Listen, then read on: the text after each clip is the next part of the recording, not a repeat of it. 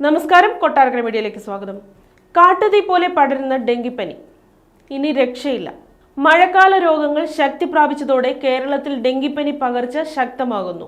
മരണം വരെ സംഭവിക്കാവുന്ന ഈ കൊതുകുജന്യ രോഗത്തിന്റെ ഭീതിയിലാണ് കേരളം. വയറിളക്കം, വയറുവേദന, ഛർദി, ക്ഷീണം തുടങ്ങിയ ലക്ഷണങ്ങളോടെ ആശുപത്രിയിൽ പ്രവേശിപ്പിക്കുന്നവരുടെ എണ്ണം കേരളത്തിൽ ദിനംപ്രതി ഏറുകയാണ്. ശരീരത്തിലെ രക്തക്കുഴലുകളുടെ ചോർച്ച കൊണ്ട് രക്തസമ്മർദ്ദം കുറഞ്ഞ് ഉണ്ടായേക്കാവുന്ന ഡെങ്കി ഷോക്ക് സിൻഡ്രത്തിന്റെ ഭീതിയിലാണ് കേരളം. പരിസര ശുചിത്വവും വ്യക്തി ശുചിത്വവും നഷ്ടപ്പെടുന്നതാണ് ഈ രോഗത്തിന് കാരണമാകുന്നുവെന്നാണ് ആരോഗ്യ വിദഗ്ധർ പറയുന്നത്.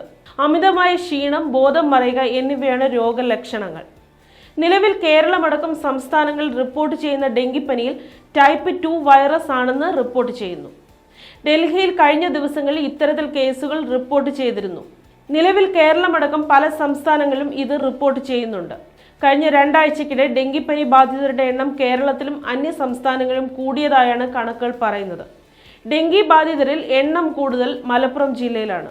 കൊല്ലത്തും ഡെങ്കി ബാധിതരുടെ എണ്ണം കൂടി വരുന്നതായാണ് കണക്കുകൾ സൂചിപ്പിക്കുന്നത്. തിരുവനന്തപുരത്തും കഴിഞ്ഞ ദിവസം 4 പേർ ഡെങ്കി ബാധിച്ചതിനെ തുടർന്ന് മരണമടഞ്ഞിരുന്നു.